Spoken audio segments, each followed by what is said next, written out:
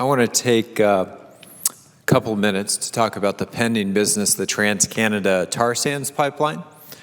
And I think it's helpful to start out just by recognizing that we actually haven't had a global energy bill in the Senate going back until 2005. So it's been about 10 years since we've really looked at our entire energy policy in this country and set a new course for what we should be doing in the future. And so I thought it would be helpful to start with, despite the fact that I think bumper stickers are a little dangerous, at least try to encapsulate the general direction that we should be going. The short and sweet of what lens we should be viewing our national energy policy through. And I think if I had to boil that down to a simple and concise statement, what I would say is simply fewer imports and cleaner fuels.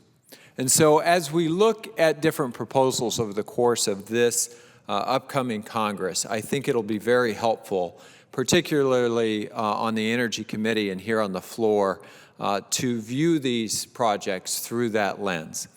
Now, oddly enough, we're not dealing with a major energy policy as the very first thing that the United States Senate considers as its pending business. We're dealing with one single project put forward by Trans-Canada, an international corporation, that has spent millions and millions of dollars over the last few years lobbying Washington for this particular project. And a lot has been talked about tar sands and about oil sands. And there, one of the things that I think would be helpful to talk about is the fundamental difference between the oil that is produced around the United States and tar sands production.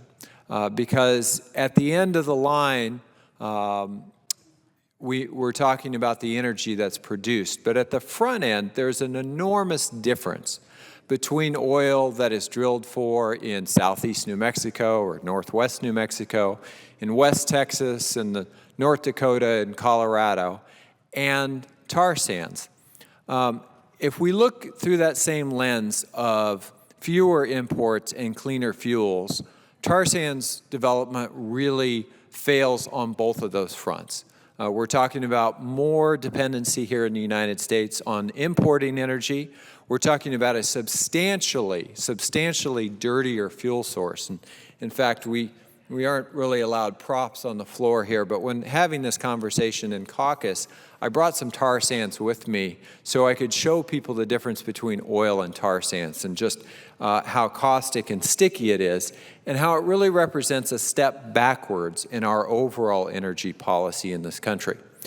To produce tar sands, most people think of oil production. You put a well in place, you case the well, you have a well pad. It has impacts, certainly, but it is substantially limited compared to what we're seeing going on in the boreal forest in northern Alberta right now. This is a picture of northern Canada. It is a place that for those of us in arid southwestern states, I can't tell you how envious we are of the kind of water that you find in this part of Canada, but also the fish and wildlife and the forest resources are substantial. If you look at this picture, some people would say that's the kind of place you might want to see as a national wildlife refuge or a national park. That's what the boreal forest looks like before tar sands production. And the thing to remember is that tar sands are not drilled for. They're not produced the way that oil and natural gas is produced. Tar sands are mined, and they're strip mined. So let me show you a little slide that exemplifies the boreal forest and then the tar sands production area in the back. So the front is how it started out, and the back is what you have once you're producing the tar sands. Now, you heard from our colleague from Wyoming in his statement recently on the floor that there's no significant environmental impact from this from this project. But when you look at tar sands production, I don't know how you can look at a photo like this and say there's no significant environmental impact. And let's go on to the next slide here, and we'll take an even closer look at what the tar sands looks like when it's in production. We're talking about an enormous area across northern Canada impacted in this way. And as you can see, the tar sands, they're not oil. It's sand and bitumen together. So to be able to process tar sands, to be able to send it through this tar sands pipeline, the Keystone or any other pipeline, to be able to produce it and refine it is a very complicated process. You start by removing the forest cover. Then you scrape off the topsoil. After that, you dig up the remaining tar sands, and you have to heat those up and process it to get the energy-bearing oil portion out. And just to be able to move it through a pipeline, you have to heat it up, you have to pressurize it, and you have to add caustic solvents. One of the reasons why it has been so incredibly difficult to clean up the existing tar sand spills in places like Michigan and Arkansas is because, unlike oil that we've got a fair amount of experience with, that's not easy to clean up, because of these additional solvents and because of the very sticky nature of the substance, it's almost impossible to clean up. We have very little luck cleaning up tar sand spills to date. So you see in the front of this picture the boreal forest, what's left of it, and then you see acres and acres and acres, thousands upon thousands of acres of tar sands production. So I think that the first thing that is important for people to know is that this simply is not traditional oil and gas development. It's not clear a well pad, drill a hole, and produce oil. It is the kind of impact that if it were proposed for New Mexico or New York or California or even Texas, I think you would have enormous outcry. We don't have the kind of open pit mining and strip mining that we once had in this country. But that is what it is most analogous to. That said, another one of the claims that has been made repeatedly about this particular project is that the emissions that it would create are inconsequential.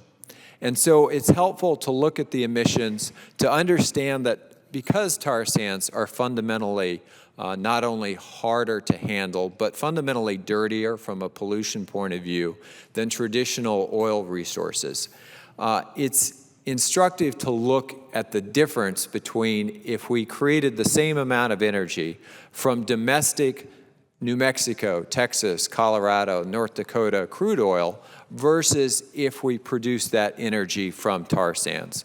Once again, you can kind of get an idea of the emissions just at the source of the tar sands development. But if you build this tar sands pipeline and we burn all of that produced tar sands that's going to move through it, the incremental pollution impact of that, the incremental carbon pollution, not the base pollution of whether or not you're going to, if we created the same amount of energy from oil sources or from some other source of energy. If we used oil from the United States to create this energy, not looking at that, but just the increment of burning tar sands oil instead of conventional crude oil, is the equivalent of putting 285 million cars on the road for a year. So the addition of carbon pollution to the atmosphere is anything but inconsequential. And if you looked at it from the point of view of that's the equivalent of putting all the cars in Pennsylvania, doubling Pennsylvania's cars, putting another Pennsylvania worth of auto traffic on the road every year for 50 years. Now, what that doesn't take into account is the additional carbon that is released simply because you're cutting down all the forest, you're eliminating the peat bogs, and you're fundamentally industrializing an enormous portion of Alberta and northern Canada. That increment is another 6 million cars worth of carbon pollution on the road for a year. So that brings me to, what difference does this make? You may have seen in the news just a few days ago how 2014 was the hottest year on record. I wish I could say that was an anomaly. Unfortunately, it is not. 14 of the last 15 years have been record-setting years.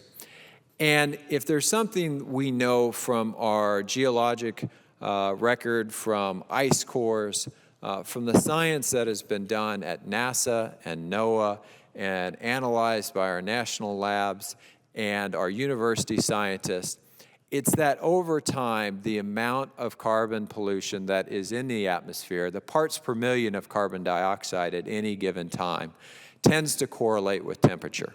It doesn't matter if that comes from a volcano, it doesn't matter if it comes from the exhaust of your car, but because we have added such an enormous increment in recent years, since 1880 and the Industrial Revolution, you can see that as the parts per million of carbon go up over time, this is the CO2 concentration over that time period from the Industrial Revolution to today. And actually, it's not quite up to date because, unfortunately, we are now up here above 400 parts per million.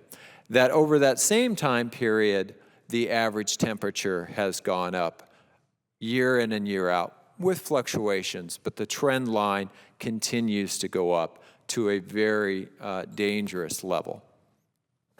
So adding an additional increment of carbon pollution is simply not something that we can afford at a time when we need to be showing real leadership in terms of cleaning up our energy sources, moving forward to a clean energy future, and putting Americans to work here domestically with that approach. Now, the temporary jobs that this tar sands pipeline will create are not inconsequential. But it is worth stepping back and talking about how much, since this has been sold as a jobs program, how much of a permanent impact this is going to make. And I would make the argument that if we were truly serious here in the United States Senate about the type of temporary construction jobs that this pipeline would create, we would get serious about passing a transportation bill. And not only passing a transportation bill, but financing transportation in this country, financing infrastructure in this country the way that we have historically. We have a deficit of trillions of dollars worth of infrastructure at this point in this country because we won't pay to maintain it. And in fact, our parents' generation built an infrastructure that is the envy of the world. And with the current approach in the Congress, we haven't even had the decency to maintain the infrastructure that they built and pass it on to our children unimpaired, much less create additional infrastructure of the type that we saw from previous generations. So if you look at the permanent jobs as articulated in the environmental impact statement, we're talking about 30 to 50 permanent jobs from Keystone. That's slightly less than a single McDonald's, although I would argue that construction jobs are almost always higher paying than a McDonald's, but it gives you a sense of the kind of scale that we're talking about in terms of permanent jobs. If you compare that to just regional projects in individual states, a transmission line in the Southwest, 3 times as many jobs as that. An electric vehicle plant in the West, in Nevada, substantially many increments of permanent jobs more. Which once again brings us to the fact that in this recovery, just in the third quarter of 2014, we saw 18,000 new clean energy jobs created in this country. So we need jobs in this country. We need energy in this country. And I would argue that the sooner we commit ourselves to a clean energy, job-intensive future, the sooner we will address the real challenges that are in front of us. So I want to continue to urge the president to exercise his discretion and his veto of this. I suspect it will pass the United States Senate. But the sooner we get through this process, my hope is that we can return to a real debate about how we address the science that all the scientists have said is out there. We did make a big step forward yesterday in that the Senate for the first time, and Republicans in the Senate in particular for the first time, accepted the reality of climate change. Unfortunately, right now, the policy prescription is to make that climate change worse. It's time we had an Apollo project for clean energy in this country. That will take a transition. That means we're going to continue to produce fossil fuels as part of that transition. But the sooner we get serious about investing in research and development, the sooner we get serious in terms of scaling the very real and economically competitive technologies that we already have, the sooner we get serious about building infrastructure like transmission lines to carry renewable energy from parts of the country where it can be produced today to parts of the country where it would be consumed, the sooner we will lead the world and put this country back on track to be the world leader in not only energy, but in clean energy.